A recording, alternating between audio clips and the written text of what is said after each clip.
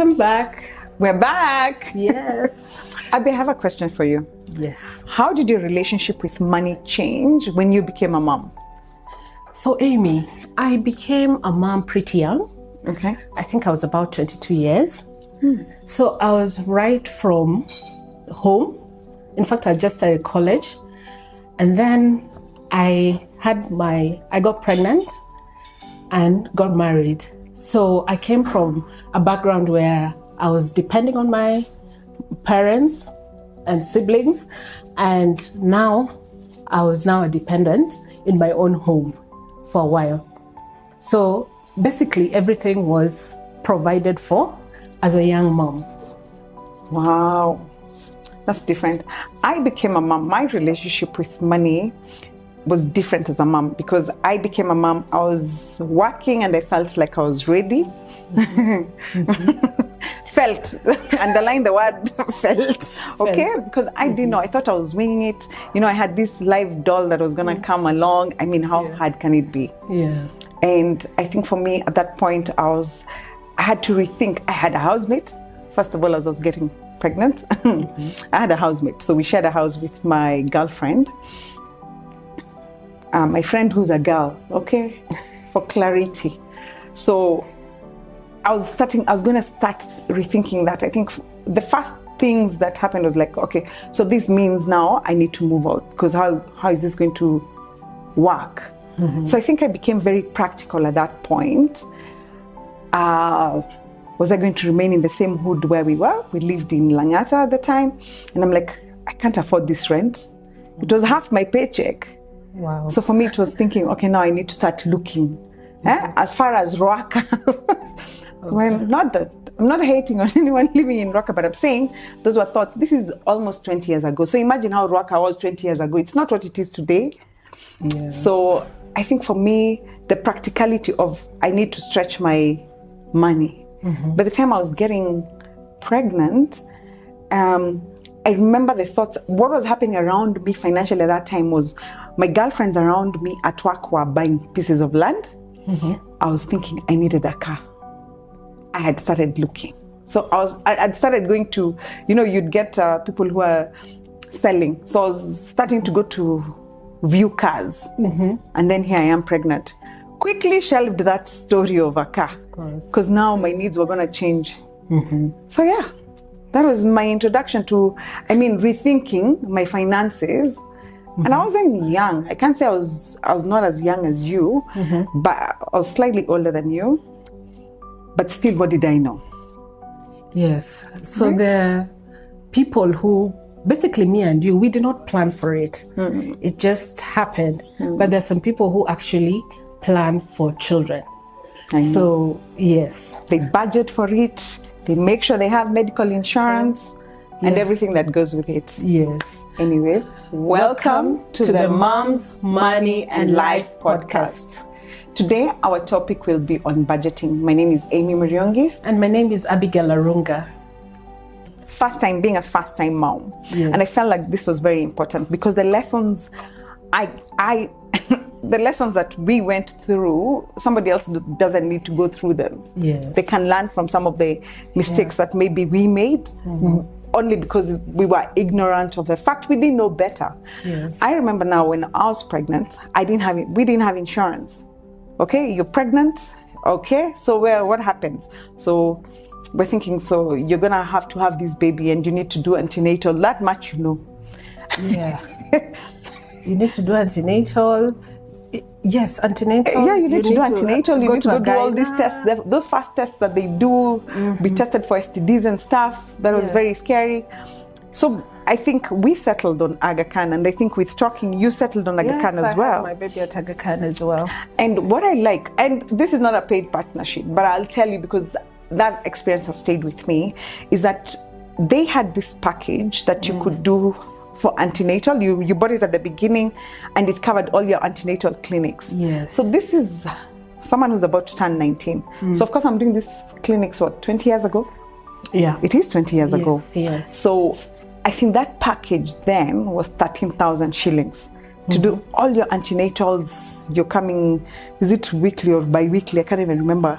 Yeah. And they do all your tests, and then by the time you're 36 weeks or something like that, you have to pay for the package. If it's normal delivery, you pay and you're done. Yes. So I think the total to have my daughter was 50,000. Yes. Because we didn't have insurance. And guys, 50,000 at that time was a lot of money. That was my salary.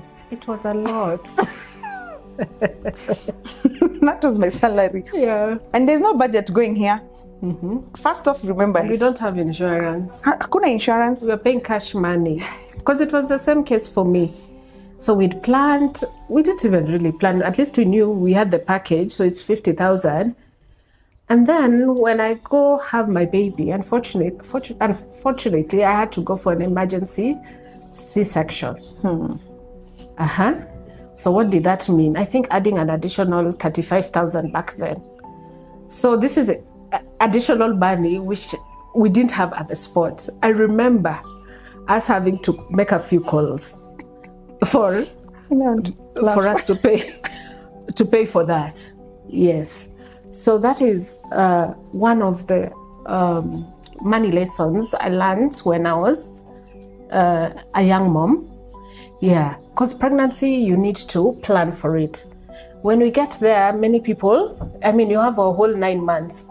And who told me I wouldn't go for a CS? We didn't even think of it at that time. Yes, so as a young mom, that is one, young or old, that is one thing you need to plan around. I think I'm also, what I would say we advocate for, and I advocate for a lot, just to also prevent maternal death, is making sure that when you're pregnant and in the way of family, that you're doing clinics in a proper hospital. One of the ways we can stop premature death, some of these things are preventable if you're going to a proper hospital. And I'm not meaning you need to go to the big 5-star hospitals. You can be going to a clinic, you can go to Pumwani, you can go to KNH. But make sure you're going to a hospital where you're getting checked, you're being monitored, rather than just waiting until it's not normal. It's no longer normal to be pregnant until the end and give birth. It's not. Yes, and that's just one stage, the getting the baby. Raising a child, my goodness. Nobody told me. You know the saying in Kiswahili, kuzani sio kazi, kulea ndio kazi. Of course, being pregnant is the easy part. It's the easy part. You know, when this other human being has landed here, this other human being comes with many other needs. Apart from the diapers and the clothing and the shelter you need to give this child, there's the education that will come, there's the medical insurance you need to think about. So today's topic on budgeting, right? There are things you need to think about. You must think that emergency fund must be there, because you could have, this child needing an emergency surgery. Yes. And maybe the insurance you've taken is not sufficient. Or maybe you've not even taken the insurance because the exclusions. This child will need to go to school. From the start, when that child is coming into this world, your mindset must totally change. So for new moms who are coming on, or moms to be, or moms in waiting, this is something you need to think about, so that you don't make the same mistakes that we've gotten through it, but there are mistakes that we can help you not do, right? Yes. Stop you before you make them. Yes, yes. You learn from others' experiences. True. Yeah. Yeah. And I think, I don't know. I think for me, in conclusion, that's it. Yes. That you need to, every stage in life takes planning, whether that baby came planned or not. But if you're in the way of family and you're going to go all out with it, you need to know what's awaiting you, right? And changing your lifestyle. Wow. Yes. Right. So I think, Abby, we start on budgeting. Yes. And I don't know why that word will create all sorts of fear, will conjure all sorts of feelings for people. Yes. Right? Earlier you told me that when you thought budgeting, you'd feel like it's prison. When you told me we are going to discuss budgeting, I was like, no. we're not going to do this, because budgeting has always been like restrictive. When you think of budgeting, you're like, we need to cut spending, you know? And I've always had this notion, because I have a Christian background, that, you know, Jesus died on the cross so that we might have life and life abundantly. So we're not talking about budgeting. So we just go with the flow. The money comes, it goes, you make more. Yeah. You know, however, that is not an odd thing, and yours is not it's not a unique case. It's not something that doesn't happen. It's something that we often as human beings do. Yes. Anything called budgeting already sounds restrictive, sounds like it has to, you know, it's prime and proper, it's like a prison. But you know what? If we do not budget, then you're fluid. Your money is it's just in the air. It's just being juggled everywhere. You don't even know where it is. Yeah, and money needs direction. If money does not have direction, then you don't even know where it's going. Exactly. And I think the hardest part with budgeting is discipline. Yes. Because what's budgeting? Ideally, what is budgeting? Sorry. It's okay. Budgeting is basically directing your money, you know? It's not a way to make us feel like, you know, we're in prison, what we're talking about. So that's, I think, what it's meant to achieve. So it's just about changing our mindset about that name. I think it should even be changed. The name budgeting should be, there should be a new name for it. Yes. Call it, we're not even going to say goal setting, because again, goal setting is still a whole other problem that people feel like, you know, like, but it's part of budgeting. But it is part of budgeting. I'd like to think about budgeting being me knowing where all my money is going. Correct. If not all my money, most of my money, I want to know where it's going and how it got there. Yes, because even companies budget. Companies budget, government budgets. See, it was just read the other day. I know the government might not be the best example of budgeting, because we always go beyond it or against it. We're in debt, extreme debt. So, but it's very important to know where your money is going. I was thinking about, if you don't know, I was saying discipline, budgeting and discipline, and how they go hand in hand, because you must first know where you're putting your money. That's the only way you'd know if you have money that's going in the wrong pockets, money that's getting lost along the way. Some of the issues, or if I say how I learned about budgeting, was my mom was a stringent budgeter to this day. She's 75, and I bet if she was going to give me money to do something for her, she would be strict. She knows, you're going to do this for me, this is how much the costing will be. To the letter. I hated it. I think, not totally hated it. I did borrow from it a lot. I moved away from it for some time, but I learned budgeting from her. I'll say simple things like, as being a mom, some of the things that I adopted was learning that I didn't want to go to the greengrocer every evening. It's me coming home with the skuma and the nyanyas for the night. No. So it taught me how to make sure that I shopped. This 100% is from my mom. I do my greens shopping maybe every 2 weeks. Stock it up. My greatest fear, especially when I had a child, you know, those things that you're not thinking about is that you're going to feed an extra mouth. It's not like when you're a single person. Whether that day you come home and there are only eggs to eat, you just eat the eggs and you sleep, you're fine. Tomorrow you survive. Eat Weetabix. I ate cereal. Yes. As a single girl. Cereal for dinner, cereal for breakfast, right? But when you become a mom, your thinking kind of changes on how you're going to do your budgeting for your home. So I found having structure in that way makes sure that I'm not going off pocket or off budget. I know exactly what my budget is for greens every week, or every 2 weeks. I know my fruit rationing or whatever it is I'm going to buy.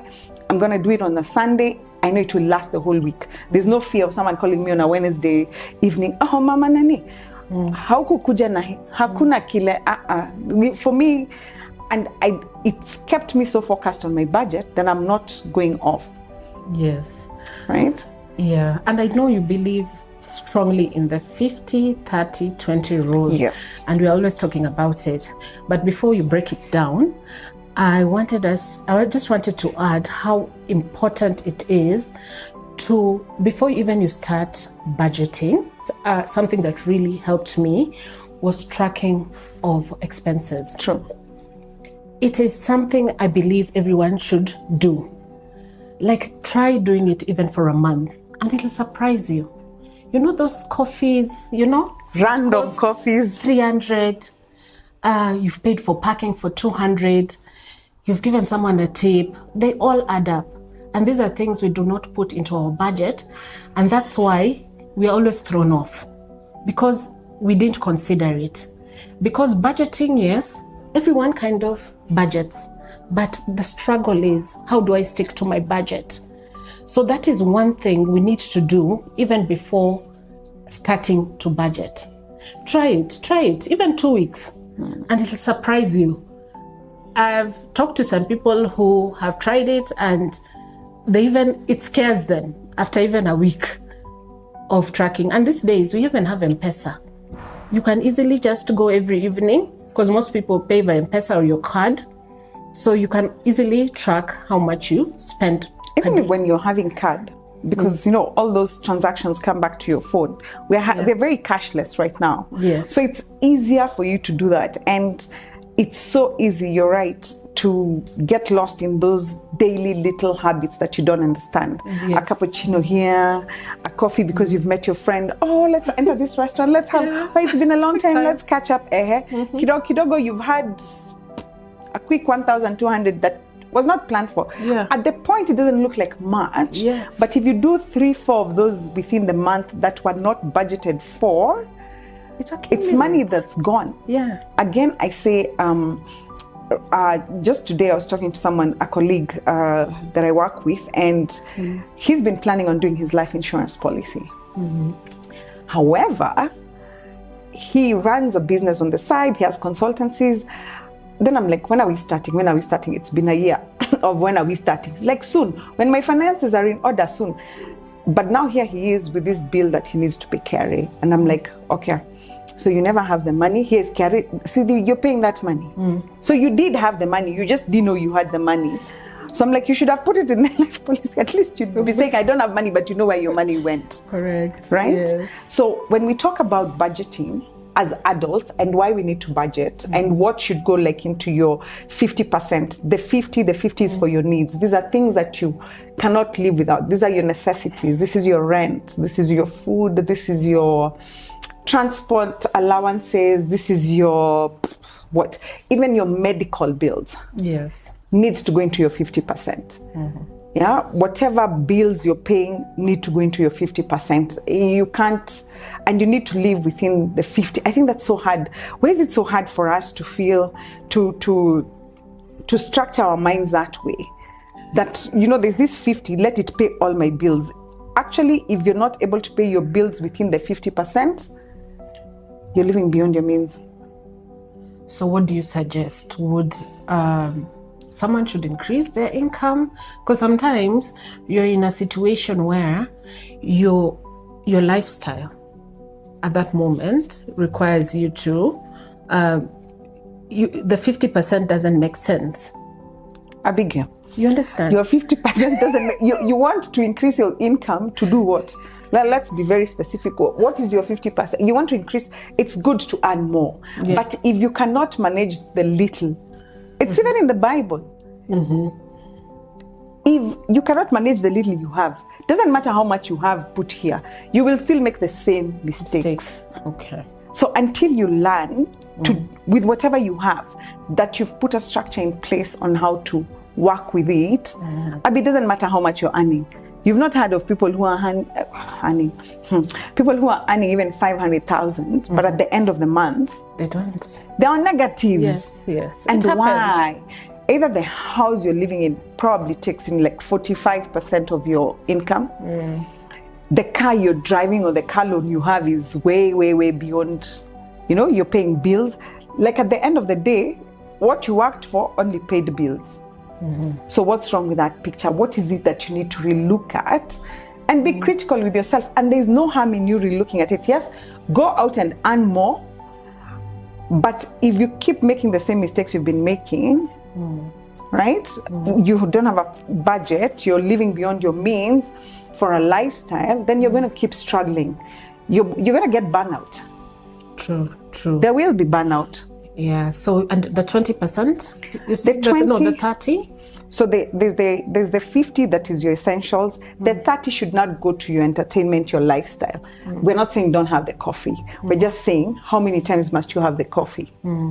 If you want a really, really good coffee, should you have daily small ones, or wait and have every Friday maybe is when you can do your out, right? So you can spend a bit more and enjoy it a bit more. Be very, unfortunately, it's that cutthroat. I remember one time, what's this rich man, Warren Buffett, he was talking and he was saying for years, the first house, the home he bought, lifestyle didn't change his, lifestyle was not one of the things that caused holes in his budget. He bought a beautiful home, they lived in it. He never felt the need to keep, the more he made another home, the more he made a bigger home, because that's another mistake we make, right? Yes. Right? Yes. Lifestyle. It's called lifestyle inflation. Yes. Lifestyle inflation. So with every new income, you want to upgrade your lifestyle. Yes. And you don't have investments, but you're living in the now. I see other mistakes that couples make, maybe, and we should talk about it, is where couples don't talk about money and they're not budgeting together. Where to each his own. His money is our money. And Abby, we've kind of spoken about that. Yes. As being a new mom, what are some of the mistakes you think, things you may have overlooked or taken for granted, or something that you could have, like now when you think back, you're like, if anything had happened? Just to reiterate what you've said, I don't know if it's a culture thing, but I wish we actually sat down and planned together. As much as, I think before even you get married, this is a discussion people need to have on the table. Because sometimes, and we don't talk about it, I think when people are in love, you don't even think about your finances, right? No. That is such an important pillar. That's what I've learned that I would take into consideration in my next life, or, So, later. Yeah. Yes. And really discuss, because I've seen instances where how people think in terms of money. They could be a couple, but they think very differently, even in terms of the goals for the family, what they want to achieve. Because I also grew up when I was young, my formative years, I grew up in quote unquote abundance, and I say it with humility. So what would I want for my child? I'll think of, all these great things. And someone is thinking, hey, I don't think this is important. Yeah. So aligning is very important, and being together and budgeting, and not only as a couple, even including your children. Let's include them in that discussion, not maybe into detail, but so that they at least start also learning about money, because also growing up, it wasn't a conversation on our table. We just saw, we had food, we went to the good schools, we went to the clubs, and everything was provided for. I can't remember when I was young, even my parents quarreling about money, talking about money, In fact, interestingly, the day my dad died, he dropped me to school and he asked me, do you have enough money for lunch? Yeah. And I was like, yes, Mom gave me. But it wasn't a point of, we really talk about money. It was for transaction, like if they sent us to the shop. So money was to get something. Yeah, that's all I knew about money growing up. So I think this is a discussion we should have at our dinner tables with our children included. I totally agree. I feel like if there's anything I'm learning, and learning as I grow up is money as couples. There's money you're going to waste. And if you don't align, you get love is not enough. Love is not, wait, can we say love is not? I'm telling you, love is not enough. Marriages don't break because of lack of love. Marriages break primarily financial. It's one of the biggest causes. It's one of the biggest causes of divorce. Yeah. So if we're not talking, if money is that important in a relationship, in you raising a family, in you being a mom or a new parent, why isn't it being talked about way before you have the children? Yes. Because if you don't budget and now you add on a new being to the home, that's additional stress you're getting, right? Yes. So the 50% we've talked about, it's for your absolute needs. Yes. All your utilities, what you need to do to move forward in life, the day-to-day life, right? Your 30% is for your lifestyle, your holidays, your extra, those little things that you feel you want to reward yourself for, budget for it. Then we have the 20. What would you say is going into your 20? 20 is for your savings and your investments. It can be short-term, middle-term, or long-term. So you have to save and plan for, things like school fees if your kids are growing up, things for retirement, and just saving for any, an emergency fund. You have to create an emergency fund, and it has to be for an emergency. And then also have your sinking fund, which are expenses that you will still incur, in the year. It can be for, repairs in your house. It can be for things like insurance, because insurance you don't pay all the time. However, I feel like your insurance, maybe insurance you can put it on the 50. It should be in your 50, because whether you pay for it annually, you should budget for it month on month. So let it go to your monthly expense. You remove it from there, and it goes to your kitty. Yes. Yeah. Why I'm calling it a sinking fund is you still have to spend it. Yes, but I get what you're saying. You still have to spend it, so you still have to plan for it. So once you have, especially those out of the way, what has personally helped me is the emergency and especially the sinking fund. So even when you can effectively run your budget, once you have those at least out of the way, they won't shock you, because when you don't plan, it causes anxiety. Yeah, totally. If whatever happens, so just to avoid it, it's good to have those in place. Yes. So I think in conclusion is you have to be very cautious with your money and conscious of your money. Yes. So how you choose to budget, either the budget will give you direction, and if you don't budget, literally you won't know where your money goes. And you'll have many days before the end of the month, right? You've seen those days when you're counting down, and then that leads to a new, roller coaster of events. You're going for advances, you're beyond advances, you're taking short-term loans here. For things you could have budgeted for, you do have the money. But until you know where your money goes, and just be strict on yourself. It's so hard sometimes. I think it could also cause anxiety when you have to write down or just key it in somewhere and see where your money goes. And there is where you'll find the holes that you have in your pocket. Even that 1,000 you sent your mother there, your brother there, anything that you're sending out, just put a tally of it, and then you'll find out just how much money you're sending out, and it's no control. Now somebody's budgeting with your money. You're the one at loss. So it's very important. And thank you for listening.